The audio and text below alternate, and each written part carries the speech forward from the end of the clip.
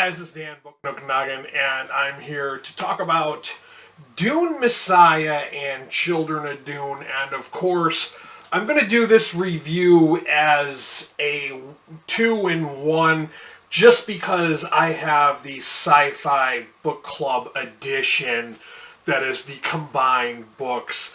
Now, I had finished reading, or my second time, I have to say that right up front, this is not my first time reading these books. This is my second time around reading both Dune Messiah and Children of Dune. Now, I had finished Children of Dune sometime last month, and it was like, basically, it was like a third of this book was Dune Messiah. Now, to get in about Dune Messiah, I'm hoping that if you're watching this video, you've already read Dune and you're not sure, maybe you're on the fence, you're not sure you want to read Dune Messiah.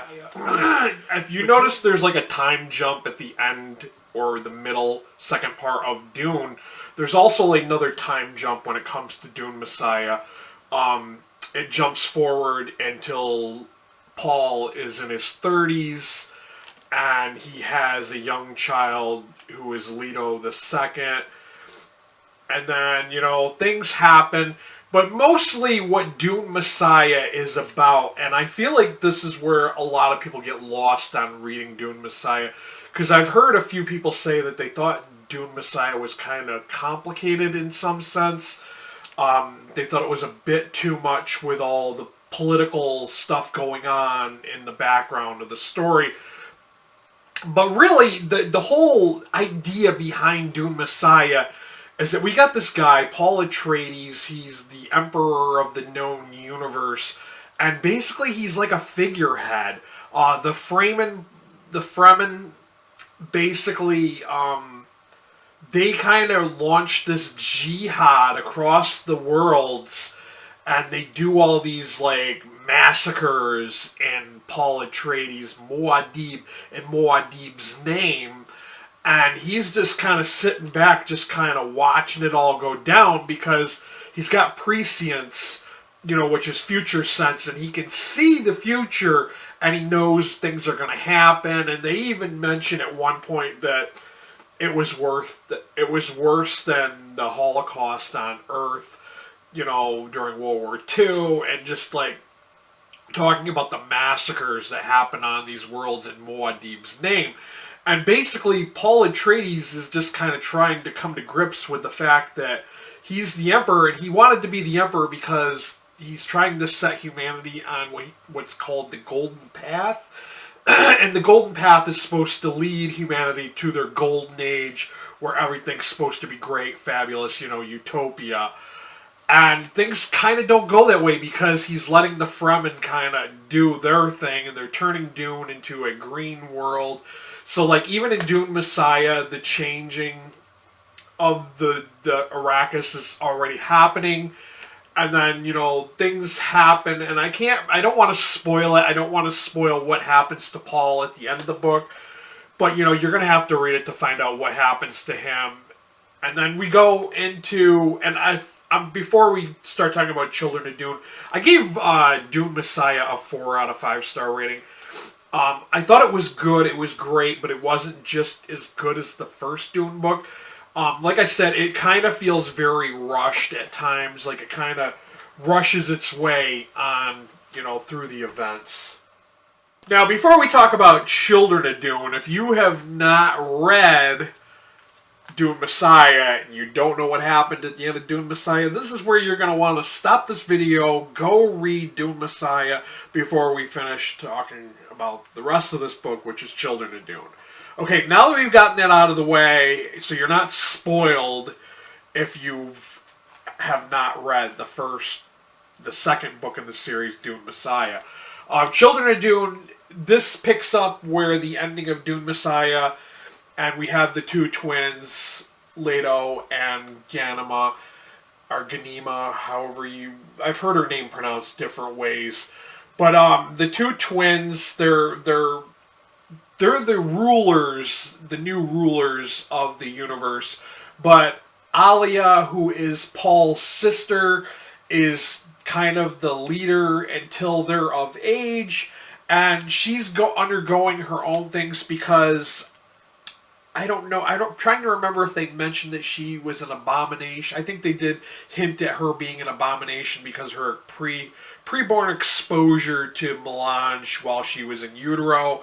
So yeah, she can like hear all these voices from her past ancestors, and she's kind of taken over by them, like possessed in a way. This is another time where I think, yeah, they brought back Duncan Idaho back in Dune Messiah, but at this time, he's married to Alia in Children of Dune, and then there's a couple of other, like, key figures, but they also bring back the Carinos on Seleucid Secundus, and how they're kind of plotting to they're kind of trying to worm their way back into to be the rulers of the universe. And so that's kind of interesting. So, like, we have this, and it shows you they tell you a little more about how the world's more green than it was in book 2.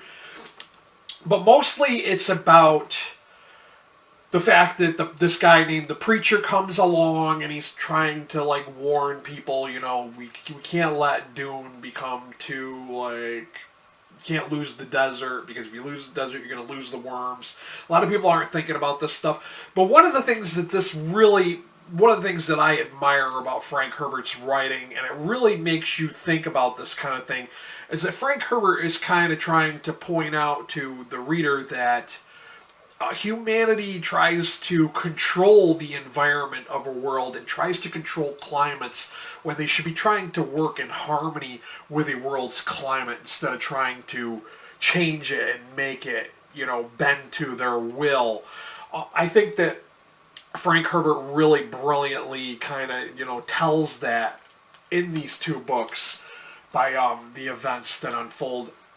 So yeah, this kind of, you know, events happen, and then we learn about this secret society, this hidden kind of legendary city named Jakurutu that's in the southern hemisphere of Arrakis, and they're people that, they're pirates. They steal water from people, like, they kill people for their water, that kind of craziness. And we learn a little more about the Preacher, and it's revealed who he is. It's kind of hinted at who he is throughout Children of Dune. And I find it to be really interesting. I like the banter between the 2 twins, how they're preborn, they have all this experience, but yet everyone who knows them treats them as children because they're in children's bodies. But people just don't realize they have this, like, full-on knowledge of all their ancestors to, like, guide them through life. Like, they can recall their parents and look to them for advice in different scenarios and stuff like that. Towards the end of this, something happens to Leto, and it involves the Carinos with their trying to sabotage them. Something happens with Alia, and I can't mention all this stuff because I don't want to spoil it, because if you have not read Children of Dune, it does the events really kind of speed up, and they kind of, I know a few people have said it seems like in some of these books in this series that Frank Herbert kind of rushes along things, and I've kind of noticed that, being that this is my second time having read these books.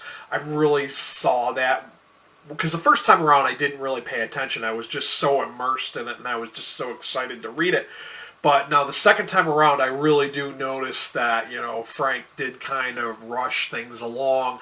And I feel like in the end all, I think Frank Herbert just had a lot of notes, and he had this massive idea for this series, and he just kind of tried to eke it out and, you know, document it the best way he possibly could. And I think that's why at times it does feel like it's a rushed series.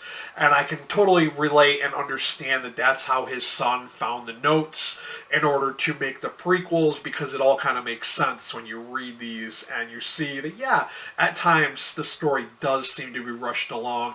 And sometimes it seems like the ending seems kind of abrupt at times. And a lot of people said that about the Children of Dune. They thought the ending was rather abrupt. But it does set up Book 4, which is the God Emperor of Dune. And I think I'm going to hold off. I need to take a little break because I kind of flew through these books rather quickly, like faster than I had anticipated doing so. I kind of need a little break from them, so I'm going to take a little bit of time off before I jump right back into God Emperor of Dune. I might even backtrack and go back to the prequels before I finish off and go into God Emperor. I'm thinking about going back and revisiting the Butlerian trilogy because, you know, I kind of want to get back into that world of the robots and the AI and all of that because those were really good too. But yeah, enough rambling about that. But Children of Dune, I decided to give a 5 out of 5 star rating. So in total for this combined duo book, I gave it a 5 out of 5 star rating just because, you know, the average 4 and 5 is more closer to a 5. But I will, for those of you in the US who are interested in reading this for yourselves, I will have a link to Amazon.